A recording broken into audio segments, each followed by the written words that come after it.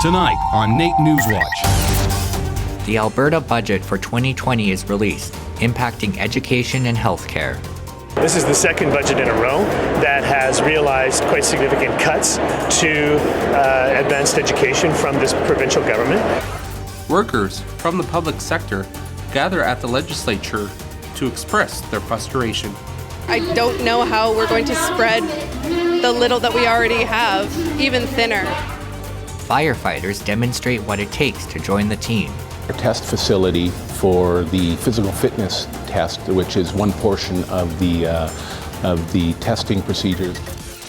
NewsWatch starts now.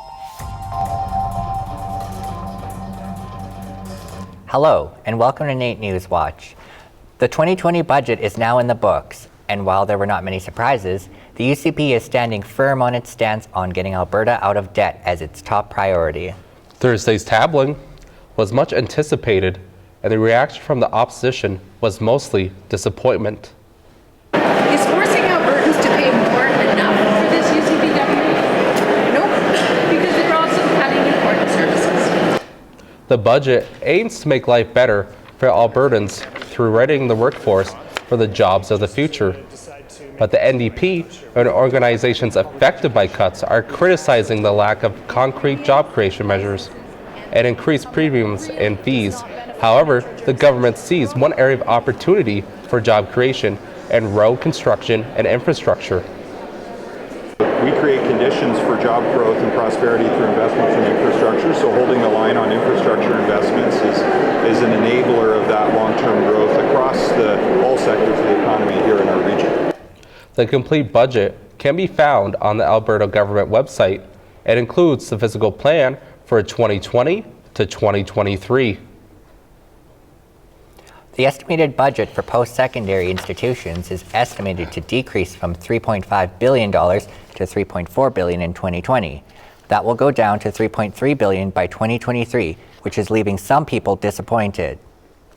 So there's a lot of uncertainty, a lack of clarity surrounding a lot of the lines. We do know that there is a 5% cut to the operating grant for campuses.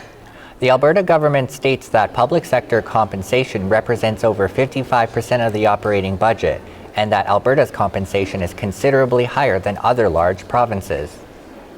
What we see as a result here is at least $146 million more coming from students' pockets to pay for tuition. We see an obligation for post-secondary trades colleges, including NAITs, cutting at least 400 positions. The government expects collective bargaining negotiations to begin in 2020, and the fiscal plan released on Thursday cites a need for restraint in public sector compensation. Parents and teachers, as well as public sector workers, are responding to the release of the 2020 budget. They gathered at the legislature to voice their concerns regarding the cutbacks made by the UCP. We go to Sean Hagensheimer live for more. Thanks, guys. The budget cuts has some parents and workers of the public sector left feeling that they're outraged. They feel that there's an obvious decline in the quality of social services since the Kenney government took over. People united will never be divided. The people united will never be divided. Hundreds of crimson-clad protesters marched the ground of the legislature this Thursday, upset by the UCP's decision to heavily cut funding for social programs in the public sector. Among those being hit hard by the budget cuts are teachers and students. It has definitely concerned me a lot that I won't be able to afford to finish the degree that I'm currently completing. It has definitely really worried me, especially because I had a plan set out and now I'm not sure if I'm going to be able to complete that plan. Job security isn't the only concern on teachers' plates. With school budgets being slashed as much as they are, some are angered by the class sizes increasing along with the decrease in their budget, meaning new students in the education systems will not be funded or supported. I have no idea. I don't know how we're going to spread the little that we already have even thinner. I truly am not sure what's going to happen. It's scary. It's very scary. The teachers are concerned as many of them are unsure whether or not they'll have a job in the next school year. An estimated 400 job losses are expected to happen in the education sector, primarily focused on post-secondary institutions. I I'm here because I am so disappointed in the government making huge cuts to what is essentially our future. It's very unclear what's going to happen to the public sector workers, as many of the details are still unknown. You mentioned workers in the public sectors being affected by these cuts. Were there groups other than teachers, students, and parents at the rally? Thanks, Vincent. And yes, the public sector does not only apply to education, meaning that there are also healthcare personnel as well as law enforcement that are voicing their concerns. They too are feeling these budget cuts affect them because, well, they're part of the public sector, which means that some of their jobs are also at risk. Sean, you said earlier that the new students won't be supported in new systems. What do you mean by that? Thanks, Brandon. What that means is that new kids are going to be added to already full class sizes, and should they have learning disabilities, they will not be able to get the full assistance from either their teachers or their educational assistants, as there's no funding for them. So they're not really getting the full support that they need throughout their education. Thanks, Sean. That's Sean Hargesheimer reporting live from our news center tonight. You're watching NAIT NewsWatch, the next generation of news. If you ever wondered what it takes to be a part of Edmonton Fire Rescue, then this opportunity might be for you. Members of the media were able to take part in the Fit for Fire event, which showcased the physical phase of consisted of many obstacles that a firefighter would fight in real-world scenarios. The recruitment program is broken up into 5 phases, with the physical fitness test being number 2. The idea around the physical fitness test, what we try to do is give each and every applicant the greatest opportunity of success in each of the stages of the recruitment process. The application process for a graduate in 2021 runs from March 1st to 31st. The Edmonton Police Foundation and Alcanna have teamed up together to announce the first community challenge under the Community Solutions Accelerator. Bring together the sharpest minds so that together we can make our city a safer place. Police, Alcanna, and the media gathered for the signing of the challenge. The concept is anyone in Edmonton or globally comes up with an idea to help find solutions to address the chronic problem of liquor store thefts in Edmonton. Here's the CEO of Alcanna on why this is important. Environments which are becoming increasingly unsafe, certain stores for our employees especially, and for customers. With an average of 26 thefts per day in 2019, Alcanna has given a grant of $500,000 to combat this. To get more info, you can go to edmontonpolicefoundation.ca. When you think of theft, shoplifting and car theft likely come to mind. But in recent months, NAIT has seen several causes of AED thefts. Shuts off as soon as you close the thing. So, I mean, it could be 10 seconds and there's $2,500. Darren Kirk is the manager of protective services, which is responsible for campus security. He says that over the past 18 months, automated external defibrillators, or AEDs, have started to go missing around campus. If staff or students hear the alarm go off and you happen to know where that AED is affixed to the wall, by all means, we encourage you to have a quick look and see what's going on. And if it looks something concerning or suspicious, like a theft, we need you to call us as soon as possible. Since the thefts began, Protective Services has taken countermeasures such as sealing the cabinets so they can track which AED doors have been opened. If you see something suspicious, call Protective Services at 780-471-7477. Environmentally friendly products are a common sight on store shelves these days, but a new item specifically for women will soon be available. A team at the University of Alberta have developed a menstrual pad with hemp being the main material. Our Vicky Chang has more for us. Thanks, guys. Eco-friendly products are a big deal for most people. A group at the University of Alberta is creating an eco-friendly pad to help protect our environment. Well, we don't usually think about this problem, but there are actually many tons of product associated with one woman's whole life usage of plastic material waste. In order to reduce waste, the team is investing in an eco-friendly hygiene pad. The pad is made of hemp will eventually break down. We're trying to create something that is a lot easier and that doesn't have a lot of chemicals. By introducing this product, it can help solve that problem because our product should degrade within 6 to 8 months versus a few hundred years. 3 years in the making, the prototype is still being developed to be more eco-friendly, and company officials said it's superior to current pad on store shelves. The advantages we have with our hemp pack pad is that it's 3 times more absorbent than cotton, it's naturally antibacterial, it requires no insecticides or pesticides to grow, and it's also softer than cotton. This year, the team is focusing more on the hemp to maximize its natural properties. We're still working on making the hemp more absorbent than it really is right now. This week, the team is showcasing their eco-friendly pad in a provincial competition for environmental innovation. If they win, they will move to national in May. Back to you guys in the studio. Thanks, Vicky. That's Vicky Chang reporting. People all around Canada took part in Pink Shirt Day this Wednesday in support of anti-bullying. Students on the NAIT campus participated in the Anti-Bullying Day event by wearing their pink shirts. The event started in 2007 when a student in a Nova Scotia school was bullied for wearing pink shirts to school. NAIT has different activities around campus to promote the event and peer support services. Promote it in a place like universities because, I mean, stress for all of us as students is big anyways, and we can kind of catch ourselves. And just to be kind to fellow students, to help each other out, and being kind just goes a long way. If you witness bullying or are being bullied yourself, the Alberta government has a wide range of support and services. Coming up after the break, job hunting isn't always that easy. A decrease in part-time jobs is making it that much more harder for students.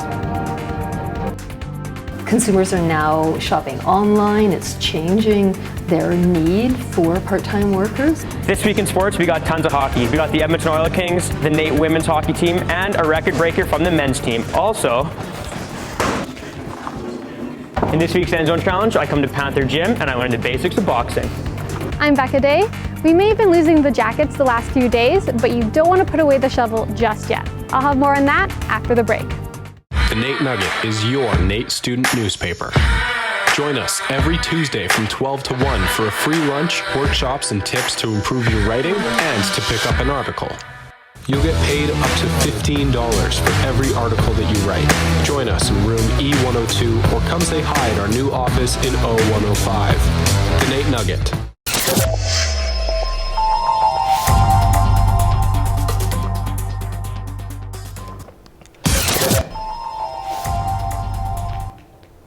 Well, Vincent, it's been so nice lately. It almost feels as though spring is on the way. I know. Hopefully it holds up this weekend. Let's go to Becca Day for the weather. Thanks, guys. So next week will be fairly mild, but when we look at tomorrow, it does unfortunately look like we'll be getting some snow. But let's start with Calgary. So in Calgary, it is cloudy, high of -2, low of -7. Moving over to Jasper, they're seeing some of that snow we mentioned, so they have a 70% chance of snow with a high of 3 and a low of -3. Up to Fort McMurray, definitely a little chillier, a high of -10 and a low of -14. And then back to Edmonton, this is where we're seeing that snow I mentioned, 70% chance between 3 and 8 centimeters, so definitely not enough that you can just ignore and hope will melt away by the time you get your shovel out. But not too dissimilar to our yearly average at this time, but when we look at our records, we have a high of 14 in 1992 and a low of -34 in 1888. That's been your look at weather. I'm Becca Day. NewsWatch weather sponsored by NR92, something worth sharing. If you are having trouble finding a part-time job while in school, you're not alone. Many students are finding the job search to be more competitive than ever. Here's Joe Lepofsky with more. This is Rahim, a full-time business student spending 3 days a week looking for a part-time job. I've been looking actively from about December, and we're in February now. So it's been a bit of a while, and I've only been on probably about 2 interviews. Most of the applications that I've done, they're looking like possibly like 1 person, 2 person. Although the rise in minimum wage negatively impacted the number of jobs, online shopping and rising food costs have had a bigger impact. Consumers are now shopping online. It's changing their need for part-time workers. Yeah, I'd say it's a lot more competitive. You see the restaurants want to have those professional servers that can handle a larger table section versus having 3 part-timers. Some smaller retailers are saying they can get 350 resumes a month, but may only hire up to 5 of them. So how do students like Rahim stay competitive in the job hunt? We recommend that all students and graduates have a LinkedIn account. Also to make sure that their social media footprint, how they present themselves, is positive, that it's employer friendly. For students like Rahim, the job hunt continues. For NAIT NewsWatch, I'm Joe Lepofsky. With the ACAC hockey season coming to the end and playoffs around the corner, and I, for one, am very excited. That's right, Brandon. Also, the UC scoring record has been broken. Find out who broke it in this week's Sports Update. Coming out of spring break, there's plenty of action for this week in sports. Also, with ACAC playoff season upon us, there is even more action to look forward to. But first, the NAIT women's hockey team looked to cap off their 2019-2020 regular season with a win. Before puck drop, NAIT honored the team's seniors for Senior Appreciation Night, and 11 players are recognized for their love and passion of the game. UC's goalie Ashley Smith faced plenty of action in the period, stopping all 7 shots that came her way. Things start to heat up in the second when Ashley Sutherland gets red deer on the board by firing one on net and tying the team lead in goals with 8 on the year. The UC's women answer right away as rookie defenseman Natsumi Sugimoto scores her first career ACAC goal with a shot from the point. The UC's first attempt in the shootout stuns the goalie with a hesitation move and puts the puck home. RDC must score here to keep the game alive, and they do so as the puck squeezes right by Smith. Katie Rosie tries to give NAIT the advantage but is ultimately denied, and finally Red Deer's Ashley Sutherland makes no mistake and gives the Queens a win in round 11. With playoffs around the corner, UC's D-man Cassidy Chandro tells us how they can be successful this postseason. I feel like our team just needs to put in a full 60 minutes. You know, sometimes we come out slow and it just kind of takes a minute to get our bearings and getting those tape-to-tape passes. We kind of lost a couple on the boards, and I think if we get those under control, that it'll help us out in the long run. Well, thank you very much. A member of the NAIT men's hockey team found himself etching his name in the school's history books.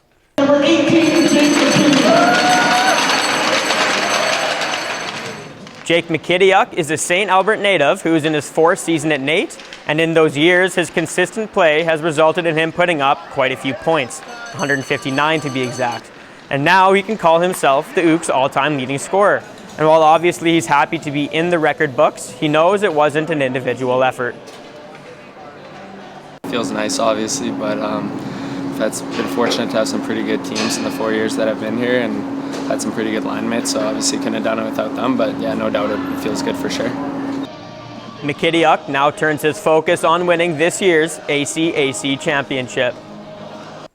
In a rare Tuesday morning game, the Edmonton Oil Kings took on the Winnipeg Ice.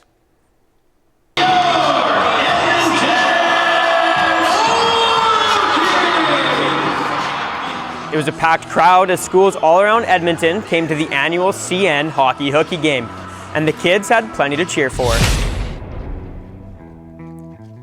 Early on, Riley Sawchuk dishes it over to Dylan Gunther, and he beats the goalie for his first goal of the game. And after scoring his second goal earlier, Gunther deflects a puck in front and records the first period hat trick.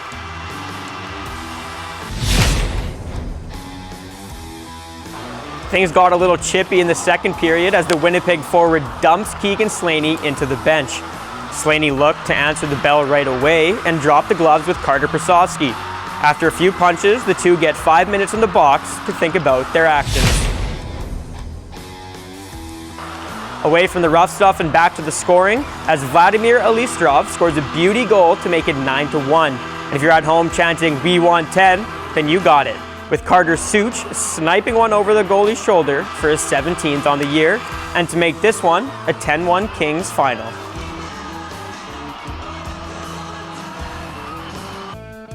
Three goals and an assist, Dylan Gunther is now the Oil Kings' new rookie record holder for points and goals in a season. But he is sure to give credit to his teammates. We communicate lots on the bench, and we talk about plays and strategies that we can do to find more opportunities. So yeah, a ton of credit to them. The Oil Kings will travel to Lethbridge today for a matchup with the Hurricanes. ACAC playoffs, it's one of my favorite times of the year. It's for all the athletes who worked hard and competed all season long while also grinding it out in class. We have an impressive resume of athletes and teams here at NAIT, so let's look at how some of them are doing. Last weekend, our badminton team had a successful provincials, capturing 4 golds, 1 silver, and a bronze medal. Our mixed women's and men's curling teams will head to Red Deer for provincials on Friday. Each team won 8 matches this season.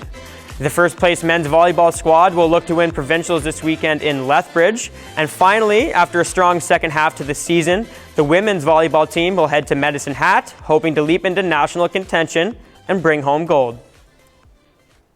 For this week's End Zones challenge, I decided to follow in the footsteps of the greats like Muhammad Ali and Rocky Balboa. So I went to the Panther Gym downtown and took some lessons from my main man, Ken.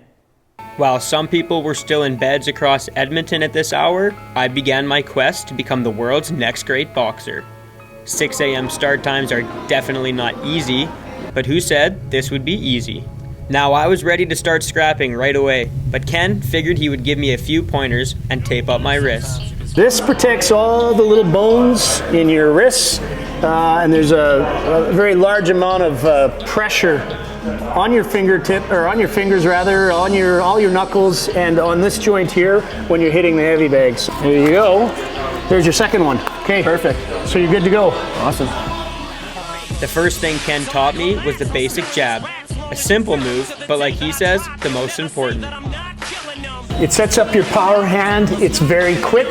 It interferes with the other fighter's thought process, okay? And it stings when you get hit in the nose. Now that I know the jab, it was time to learn some combos. 1, 2. There you go. There you go. One more. Up, up. With sweat dripping down my face, a cool down date with the reflex balloon was next. Amazing ball. I think it's pretty fair to say that I learned lots, and I may just be a little sore tomorrow. Ken, thanks very much. My pleasure. Appreciate it. Happy punching. Come to Panther Gym. Get a workout with Ken. Appreciate it. Thank 6 you. 6 a.m. Wednesdays and Fridays. Here Be we there. go. Perfect. Thank you very much.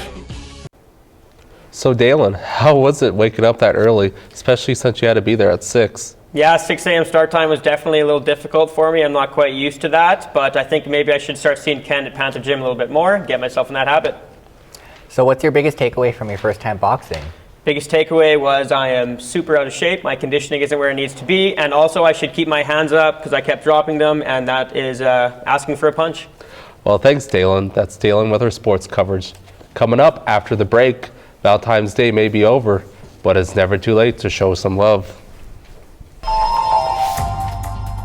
Our Pledge Day event took place yesterday, and Brandon and I stopped by. People can call in, donate on the phone, donate online, and it's really just about raising funds and awareness for heart health here. Hi, I'm Brandon Subchition. Up next after the break in entertainment, we get a look inside the I Am Here exhibit, a preview of what's to come during the Skirts of Fire Festival, and a Black History Month Story Slam. All that and more after the break.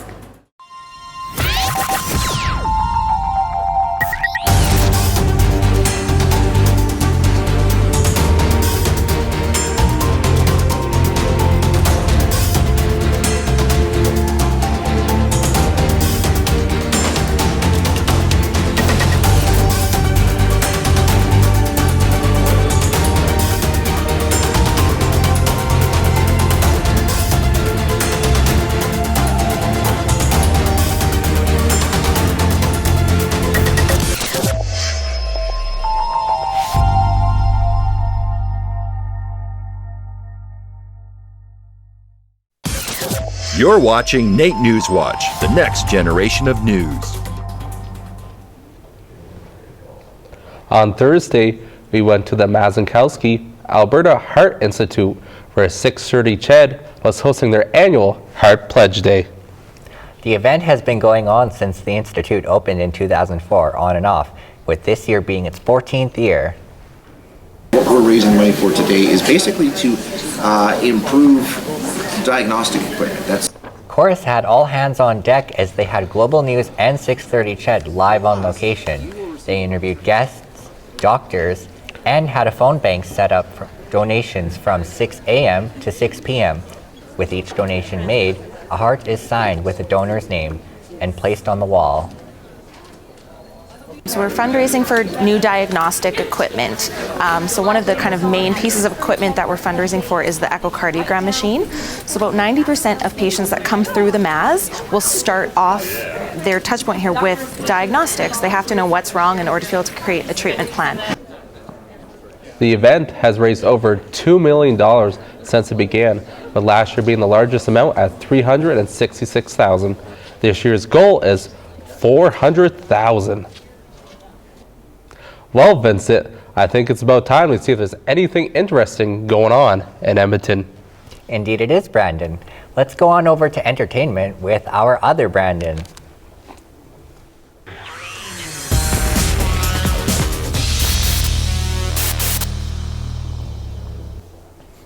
Thanks, guys. This week I got to see some pretty interesting exhibits and events, starting with the 7th annual Skirts of Fire Festival, which kicked off Thursday.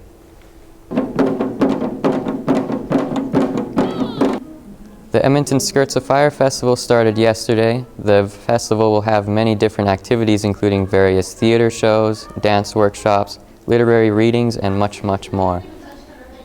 We're bringing in a real diversity of artists and experimental shows, some dance, some music, some poetry, some drumming, and I think people are going to come in and go, wow, I didn't know we had this kind of entertainment here in Edmonton, and I want people to see that there are a lot of kick-ass women artists out there doing their thing.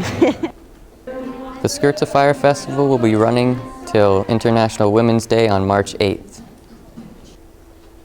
Edmonton's Black community gathered at MacEwan University on Thursday to celebrate the Black History Month Story Slam and Variety event. With a diverse itinerary of events, there was no shortage of culture to explore.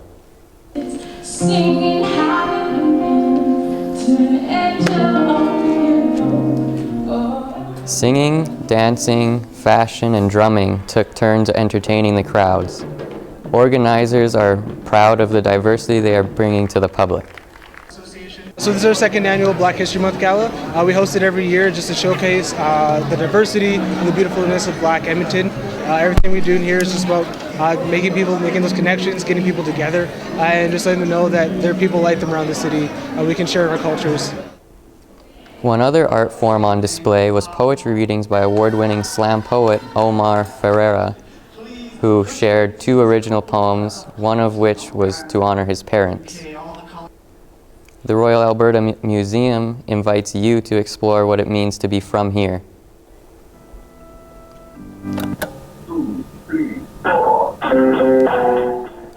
A new exhibition shares the remarkable stories of descendants of early Alberta's Black pioneers. Listen to spoken word stories from a tabletop jukebox, welcome home a railroad porter, or watch a film about one family's quilting tradition. I think it's important that we expose our kids and ourselves to the full history of where we live, and I think this is a very important part of Edmonton and Alberta. I think it's important that the sooner we show them the true history of Alberta and the full history of Alberta, the more they'll internalize it. So I think everybody should come and bring your kids. The I Am From Here exhibit will be open Monday to Friday until March 7th at the Royal Alberta Museum. The Edmonton Eskimos Hype Squad and Drumline held their final auditions Wednesday.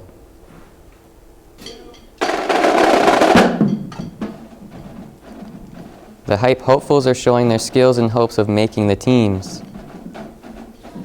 What's happening here is we got the tryouts for the S-Force Hype team and the S-Force Drumline. So this year we've grown quite a bit, so we got new spots to fill, new drums to fill, so it's neat because we're going to have a lot of new people. So it'll be fun to kind of put them to work at the drumline level and see what they're made of. Each drumline prospect performed a predetermined drum cadence and solo. The hype team finalists performed a choreographed routine and demonstrated their freestyle skills through breakdancing, all along to the beat from the drumline. That's all I got for entertainment this week. I'm Brandon Subchishin.